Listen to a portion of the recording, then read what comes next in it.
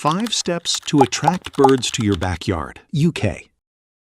Your garden is quieter than it should be. You've seen it. The empty branches, the feeder barely touched, the mornings that feel like something is missing, and you can't work out why. Other gardens seem full of life. Yours feels like the birds have simply decided to go somewhere else. Here's what nobody tells you. Birds don't avoid gardens randomly.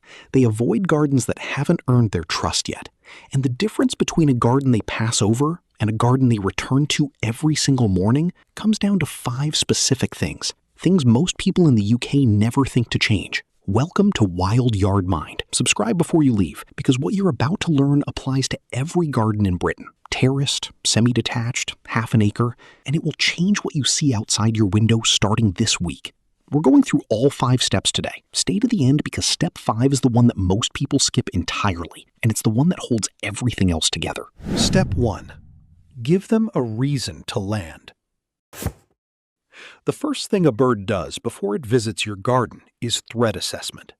Before it touches the feeder, before it touches the ground, it scans for 3 things: escape routes, nearby cover, and exposure.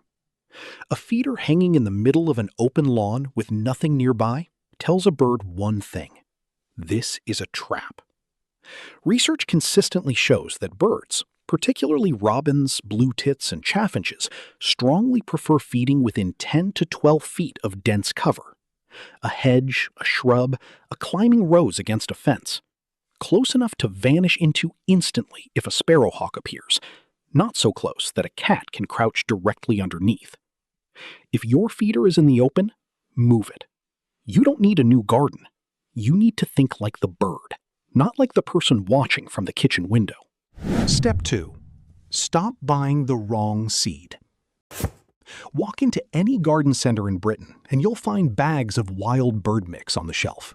Most of them are filler. Milo, red millet, grains that the birds you actually want, robins, goldfinches, coal tits, dunnocks, will sort through, drop on the ground, and leave. The RSPB's long-term feeder research is clear. Sunflower hearts are the single most universally accepted seed for UK garden birds. No husks, no waste, no mess. Black oil sunflower seed is nearly as effective if you want to keep costs lower. Niger seed in a fine gauge feeder will bring goldfinches specifically.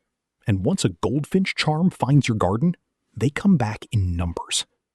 Change the seed. The birds will notice within days. Step 3. Add water, then make it move. This is the step that surprises people most because it has nothing to do with food. Multiple studies on British garden bird behavior have found that fresh water attracts more species more consistently than any feeder alone. Birds need water not just to drink, but to bathe. A bird that cannot bathe loses the structural integrity of its feathers. Feather condition affects flight. Flight affects survival.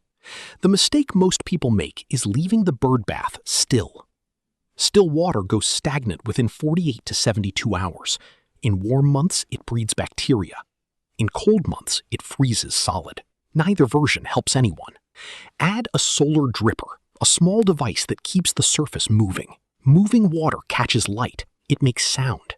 It is visible and audible to birds flying over your garden at distances where a static bath would be completely invisible. Blackbirds respond to it immediately. Song thrushes will follow. The difference in visits from the week before to the week after is not subtle. Step 4.